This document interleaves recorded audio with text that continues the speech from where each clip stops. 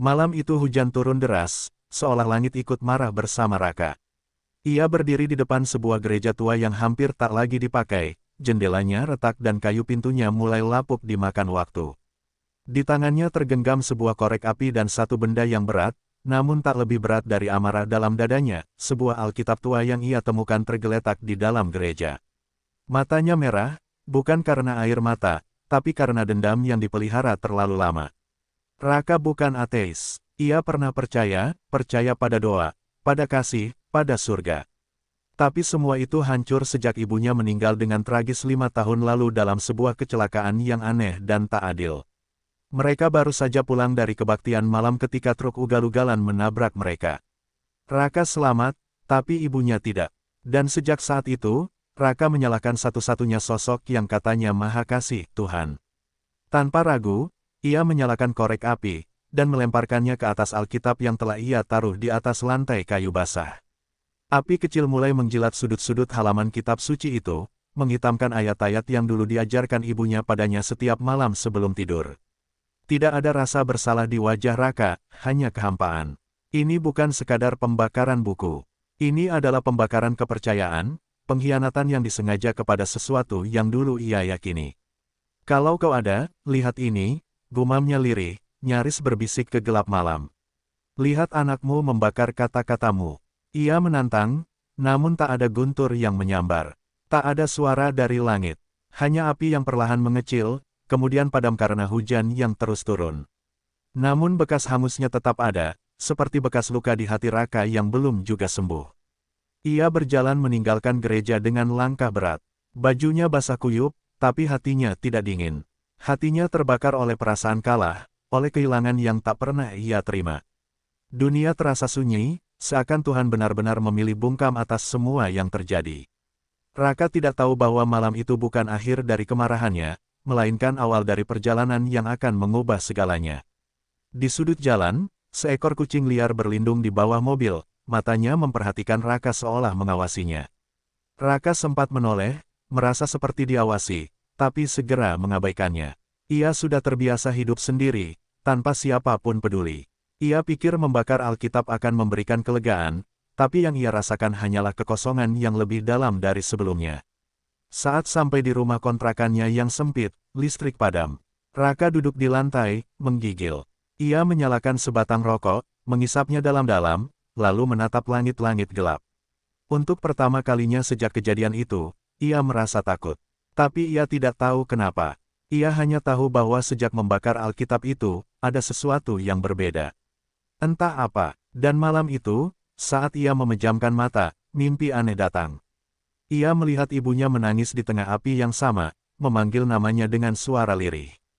Tapi yang paling mengganggunya adalah suara lain, lembut namun tegas, berbisik, "Asteris, kau membakar kertas, Raka."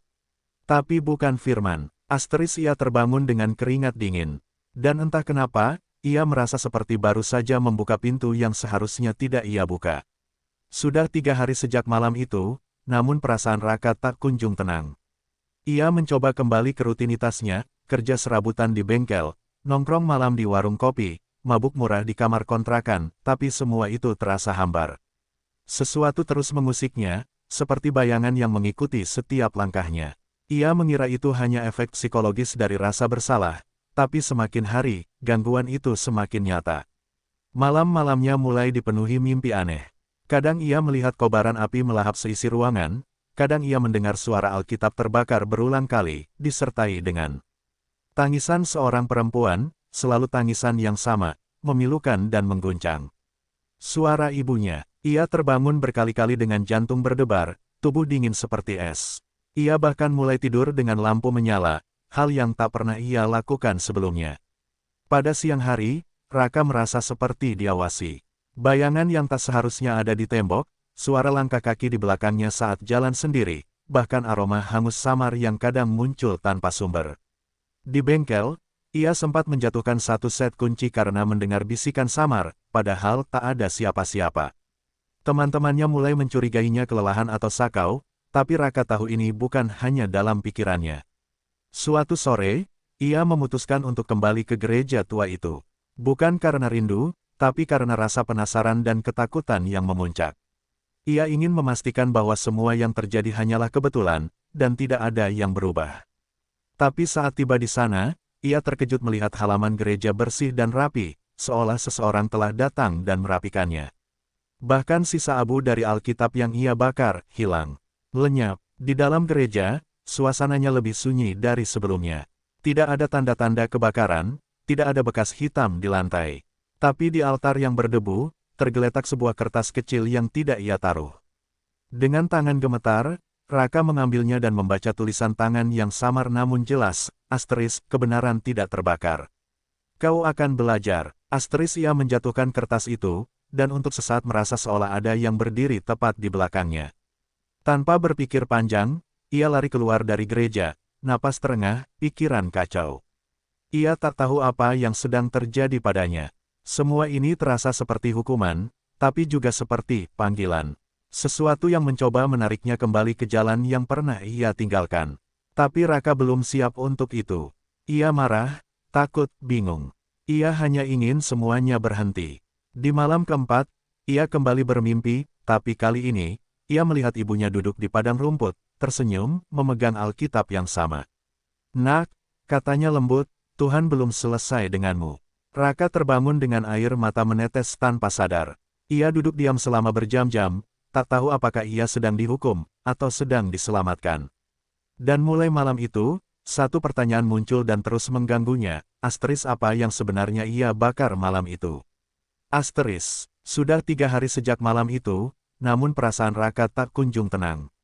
Ia mencoba kembali ke rutinitasnya, kerja serabutan di bengkel, nongkrong malam di warung kopi, mabuk murah di kamar kontrakan, tapi semua itu terasa hambar. Sesuatu terus mengusiknya, seperti bayangan yang mengikuti setiap langkahnya. Ia mengira itu hanya efek psikologis dari rasa bersalah, tapi semakin hari, gangguan itu semakin nyata. Malam-malamnya mulai dipenuhi mimpi aneh. Kadang ia melihat kobaran api melahap seisi ruangan, kadang ia mendengar suara Alkitab terbakar berulang kali, disertai dengan tangisan seorang perempuan, selalu tangisan yang sama, memilukan dan mengguncang. Suara ibunya, ia terbangun berkali-kali dengan jantung berdebar, tubuh dingin seperti es. Ia bahkan mulai tidur dengan lampu menyala, hal yang tak pernah ia lakukan sebelumnya. Pada siang hari, Raka merasa seperti diawasi. Bayangan yang tak seharusnya ada di tembok, suara langkah kaki di belakangnya saat jalan sendiri, bahkan aroma hangus samar yang kadang muncul tanpa sumber. Di bengkel, ia sempat menjatuhkan satu set kunci karena mendengar bisikan samar, padahal tak ada siapa-siapa. Teman-temannya mulai mencurigainya kelelahan atau sakau, tapi Raka tahu ini bukan hanya dalam pikirannya. Suatu sore, ia memutuskan untuk kembali ke gereja tua itu. Bukan karena rindu, tapi karena rasa penasaran dan ketakutan yang memuncak. Ia ingin memastikan bahwa semua yang terjadi hanyalah kebetulan, dan tidak ada yang berubah. Tapi saat tiba di sana, ia terkejut melihat halaman gereja bersih dan rapi, seolah seseorang telah datang dan merapikannya. Bahkan sisa abu dari Alkitab yang ia bakar, hilang. Lenyap. Di dalam gereja, suasananya lebih sunyi dari sebelumnya. Tidak ada tanda-tanda kebakaran, tidak ada bekas hitam di lantai. Tapi di altar yang berdebu, tergeletak sebuah kertas kecil yang tidak ia taruh. Dengan tangan gemetar, Raka mengambilnya dan membaca tulisan tangan yang samar namun jelas, asteris, kebenaran tidak terbakar. Kau akan belajar, asteris ia menjatuhkan kertas itu, dan untuk sesaat merasa seolah ada yang berdiri tepat di belakangnya. Tanpa berpikir panjang, ia lari keluar dari gereja, napas terengah, pikiran kacau. Ia tak tahu apa yang sedang terjadi padanya. Semua ini terasa seperti hukuman, tapi juga seperti panggilan.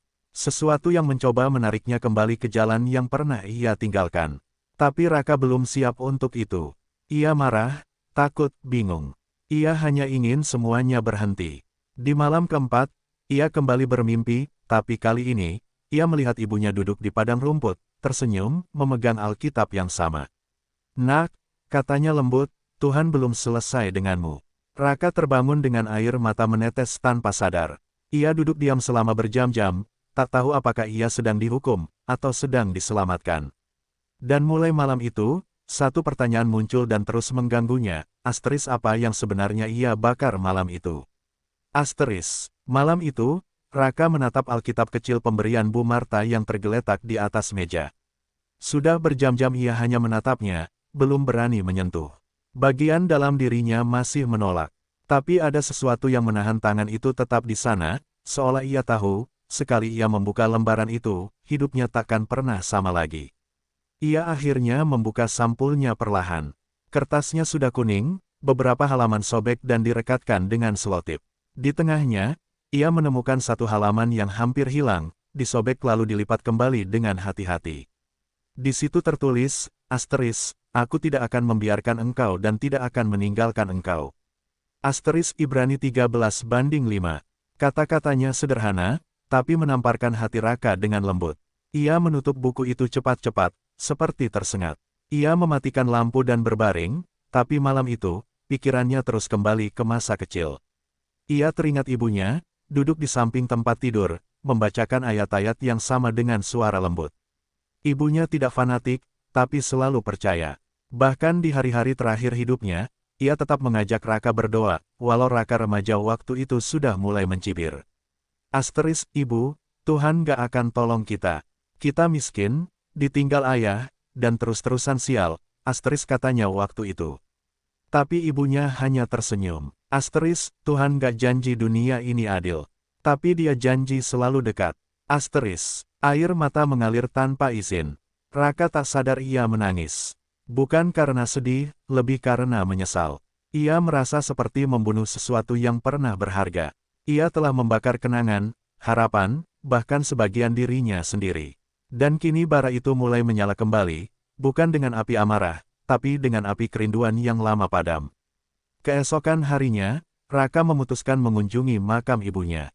Sudah lebih dari setahun ia tak ke sana. Ia membawa bunga seadanya, bunga plastik dari warung dekat kontrakan. Di hadapan nisan sederhana itu, ia berdiri lama tanpa kata. Lalu ia duduk di tanah, dan untuk pertama kalinya, ia berbicara kepada ibunya seperti dulu. Bu, maaf, aku udah hancurin semua yang ibu bangun.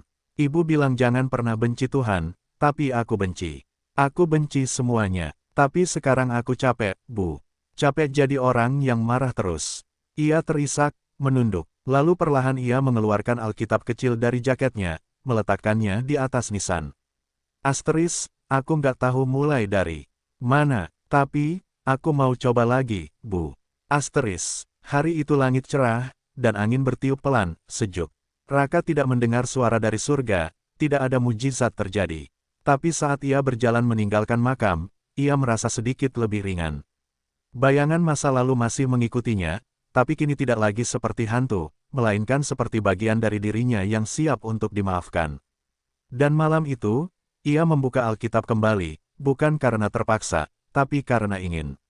Untuk pertama kalinya dalam 5 tahun, Raka membaca bukan untuk mencari jawaban, tapi untuk mendengar. Ia tidak tahu kemana semua ini akan membawanya. Tapi satu hal pasti, langkah pertama telah dimulai. Hari-hari berikutnya berjalan lambat tapi berbeda. Raka mulai membawa Alkitab kecil itu kemana-mana, bukan untuk dipamerkan, tapi entah kenapa, ia merasa lebih tenang saat benda itu ada di saku jaketnya. Seperti seseorang yang dulu ia benci, kini mulai menjadi seseorang yang ia rindukan. Ia mulai membaca sedikit demi sedikit. 1 ayat sehari, kadang 2, ia tidak mengerti semua isinya, tapi ada bagian-bagian yang terasa seperti berbicara langsung kepadanya. Ayat tentang pengampunan, tentang kasih, tentang orang yang tersesat dan ditemukan kembali. Semuanya terasa seperti sedang menelanjangi luka-luka lamanya, tapi tanpa menghakimi. Di malam keempat sejak kunjungannya ke makam ibunya, Raka membuka sebuah bagian yang tak pernah ia baca sebelumnya, Lukas 15. Kisah tentang anak yang hilang. Semakin ia membaca, semakin terasa seperti itu adalah kisah dirinya sendiri, anak yang pergi jauh, membuang semuanya, tapi akhirnya kembali, dan disambut, bukan dihukum. Ia membaca dengan dada sesak, dan saat sampai pada bagian sang ayah memeluk anaknya kembali, air matanya jatuh tanpa bisa ditahan. Paginya, tanpa sadar, ia mulai berubah. Ia menyapa tetangga yang biasa ia abaikan. Ia mulai membersihkan kamarnya, membuang botol-botol kosong, dan bahkan menolak ajakan mabuk dari teman-temannya. Temannya mengejeknya, "Wah, jadi pendeta, Kak." Tapi Raka hanya tersenyum. Ia tidak punya jawaban, tapi hatinya tahu, ada sesuatu yang sedang dibentuk ulang dalam dirinya. Di hari Minggu, langkah kakinya membawanya ke gereja. Bukan gereja tua yang dulu ia datangi, tapi sebuah gereja kecil di ujung gang tempat Bu Marta bilang ia biasa berkumpul dengan anak-anak panti. Ia berdiri lama di luar pintu, takut ditolak, takut dikenal, takut dihukum. Tapi saat pintu dibuka, suara musik lembut dan senyum orang-orang menyambutnya, bukan penghakiman. Di dalam, ia duduk di barisan paling belakang. Wajah-wajah asing menyanyi dengan mata terpejam, tangan terangkat. Ia tak mengerti semuanya, tapi ia mengamati. Ketika khotbah dimulai, pendeta bicara tentang kasih yang tidak tergantung pada kesalahan masa lalu. Tuhan tidak menunggu kita sempurna. Ia datang bahkan saat kita kotor, patah, dan terbakar, kata pendeta itu. Raka menggenggam Alkitabnya erat. Setelah ibadah, seseorang menghampirinya. Seorang pemuda sebaya yang memperkenalkan diri sebagai Rio. Baru pertama ke sini, bro. Tanyanya ramah. Raka hanya mengangguk. Rio menepuk bahunya, lalu berkata, bagus. Kalau kau nyasar ke sini, berarti kau nyasar ke arah yang benar. Kalimat itu sederhana, tapi terasa seperti konfirmasi dari langit. Malam itu, di kamarnya yang kini lebih bersih dan tenang, Raka membuka halaman belakang Alkitab kecil itu. Ia menulis dengan pena, asteris, aku tidak tahu kemana aku pergi. Tapi aku tidak sendirian lagi. Asteris dan dengan itu, Alkitab yang dulu ia bakar, kini lahir kembali dalam bentuk yang baru, bukan dari kertas, tapi dari hidupnya yang perlahan mulai dipilihkan. Seiring berjalannya waktu, hidup Raka terasa lebih tertata. Ia bekerja dengan rajin di bengkel, menjadi relawan di panti, dan bahkan beberapa kali ikut kelas pemahaman Alkitab. Bersama Rio, di matanya, semuanya seperti keajaiban kecil. Ia, seorang pemarah dan putus asa, kini bisa tersenyum tulus tanpa merasa palsu. Namun, kedamaian yang mulai ia nikmati tidak bertahan lama. Masa lalu, seperti yang sering terjadi, tidak pergi begitu saja. Suatu malam, saat pulang dari panti, Raka melihat seseorang menunggunya di depan kontrakan. Sosok itu tinggi besar, berjaket hitam, dan memiliki bekas luka yang tak mungkin ia lupakan. Doni, mantan teman tongkrongannya yang dulu sering mabuk dan berkelahi bersamanya. Dulu, mereka berdua seperti saudara dalam kehancuran. Tapi sekarang, Doni tampak asing dan marah. Lo pikir lo suci sekarang, Kak? Katanya tajam. Gue denger lo udah rajin gereja, ngajarin bocah-bocah Alkitab. Lo lupa siapa lo sebenarnya. Kata-katanya seperti cambuk. Raka terdiam, mencoba tetap tenang. Tapi dalam hatinya, ada ketakutan yang bangkit, ketakutan bahwa semua yang ia bangun akan runtuh dalam sekejap. Aku gak suci, Don. Aku masih belajar, tapi gue gak bisa balik ke hidup yang lama, jawab Raka pelan. Doni tertawa sinis. Hidup lama itu yang nolong lo pas lo kelaparan, pas lo dikejar debt collector. Jangan sok bersih. Lalu tanpa aba-aba, Doni mendorong Raka hingga tersungkur. Dulu, Raka pasti sudah melawan. Tapi kali ini, ia hanya bangkit perlahan, menatap sahabat lamanya dengan tenang. Kalau lo masih mau hancurin diri sendiri, itu pilihan lo. Tapi gue gak akan ikut lagi. Malam itu, Raka masuk ke kamarnya dengan tubuh gemetar.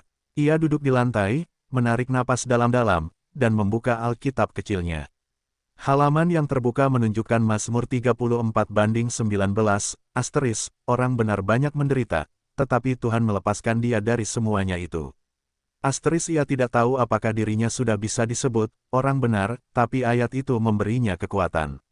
Ia menutup mata, dan berdoa.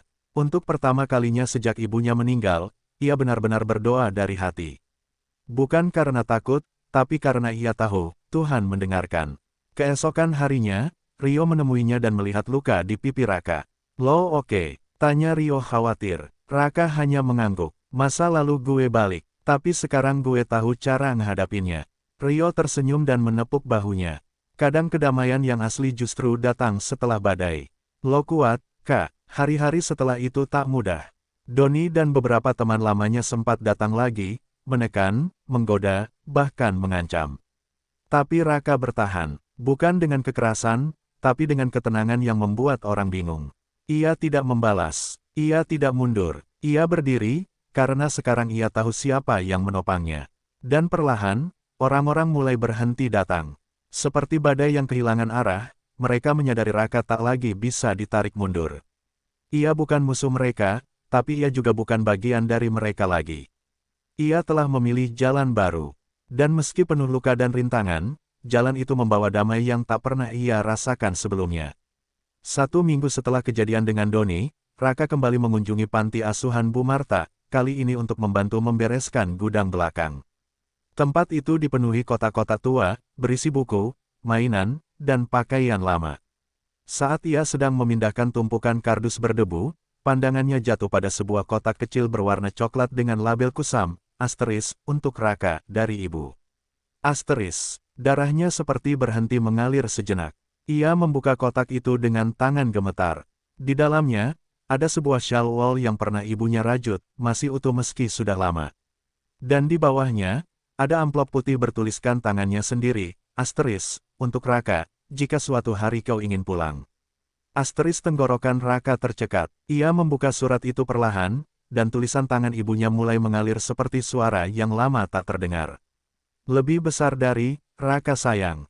Lebih besar dari jika kau membaca surat ini, mungkin aku sudah tidak di dunia ini. Mungkin hatimu sedang marah, kecewa, atau merasa sendirian. Tapi ingat, kamu tidak pernah benar-benar sendiri. Tuhan selalu ada, bahkan saat kamu paling tidak percaya. Lebih besar dari aku tahu kamu marah karena aku tidak bisa menyelamatkan kita dari semua penderitaan. Tapi satu hal yang selalu kupegang, Tuhan tidak pernah meninggalkan kita. Dan aku percaya, suatu hari nanti kamu akan mengerti itu. Lebih besar dari jangan takut untuk kembali, nak. Tuhan tidak mencatat masa lalu kita untuk menghakimi, tapi untuk menebus. Lebih besar dari aku selalu mendoakanmu, sampai napas terakhirku. Lebih besar dari cintaku tak pernah mati, dan begitu juga kasihnya. Lebih besar dari ibu. Surat itu basah oleh air mata sebelum selesai dibaca. Raka tak mampu berkata apa-apa. Ia duduk di lantai gudang, memeluk syal itu, dan membiarkan tangisnya pecah, bukan karena lemah, tapi karena luka itu akhirnya mendapat pelukan yang ia rindukan sejak lama. Sore itu, Raka berdiri di halaman panti, menatap langit yang mulai jingga. Angin bertiup lembut, membawa aroma tanah dan bunga. Ia memejamkan mata, dan untuk pertama kalinya sejak kecil, ia berkata dengan lirih, "Terima kasih, Tuhan, untuk ibu, dan untuk kesempatan kedua." Hari itu menandai titik balik. Surat ibunya menjadi penguat di saat keraguan datang.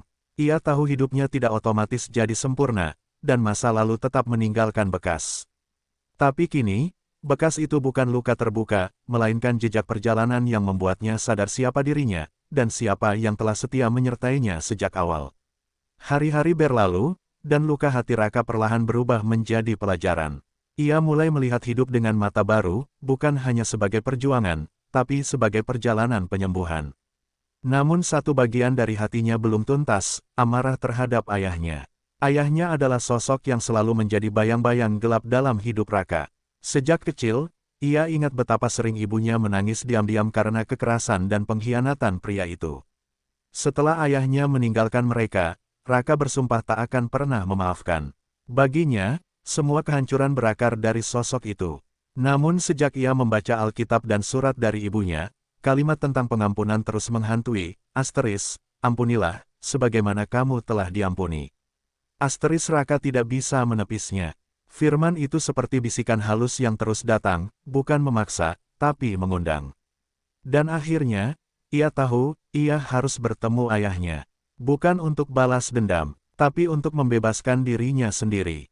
Dengan bantuan Rio, Raka akhirnya menemukan informasi bahwa ayahnya tinggal di rumah sederhana di pinggiran kota. Bukan rumah megah, tapi tempat yang sepi dan sedikit lusuh. Saat Raka tiba di depan pintu, jantungnya berdegup kencang. Tangan gemetar, semua rasa lama kembali, marah, takut, benci. Tapi ia mengetuk juga, pintu terbuka perlahan. Di baliknya, berdiri seorang pria tua dengan rambut memutih dan wajah lelah. Matanya buta arah sejenak, lalu menyipit saat mengenali Raka. "Raka," suaranya parau, seperti abis diseret waktu. Raka mengangguk pelan. Tak ada kata-kata, hanya sunyi yang berat. "Aku nggak ngangka kamu bakal mau lihat muka aku lagi," kata pria itu sambil menunduk. Aku nggak punya alasan. Aku salah. Semua salahku. Ia terduduk lemas di kursi dekat pintu. Kadang aku berharap Tuhan ambil aku aja, karena dosa-dosa gue udah numpuk kayak sampah. Raka duduk di seberangnya, menatap wajah tua itu yang dulu selalu ia benci. Tapi yang ia lihat sekarang bukan monster, melainkan manusia yang hancur, seperti dirinya dulu. Ia menghela napas panjang dan berkata, aku datang bukan buat marah. Aku datang buat bilang, aku udah capek benci terus. Pria tua itu menatapnya dengan mata berkaca-kaca. Kamu, maafin aku. Raka menunduk, berusaha menahan air mata. Aku masih belajar. Tapi ya, aku mau belajar buat maafin ayah. Karena kalau Tuhan bisa, ampuni aku, masa aku nggak bisa belajar ngampuni juga? Tangisan pecah. Bukan hanya dari sang ayah, tapi dari Raka juga. Dua generasi yang terpecah oleh dosa, kini mulai dijahit kembali oleh kasih yang mereka temukan lewat luka. Tak sempurna, tapi tulus. 1 tahun telah berlalu sejak malam itu, malam ketika Raka memeluk ayahnya dan memutus rantai kebencian yang selama ini membelenggunya. Hidupnya tak lantas jadi sempurna. Masih ada luka, masih ada hari-hari sulit, masih ada keraguan yang datang diam-diam. Tapi kini, Raka memiliki sesuatu yang tak pernah ia miliki sebelumnya, harapan. Ia tak lagi bekerja di bengkel.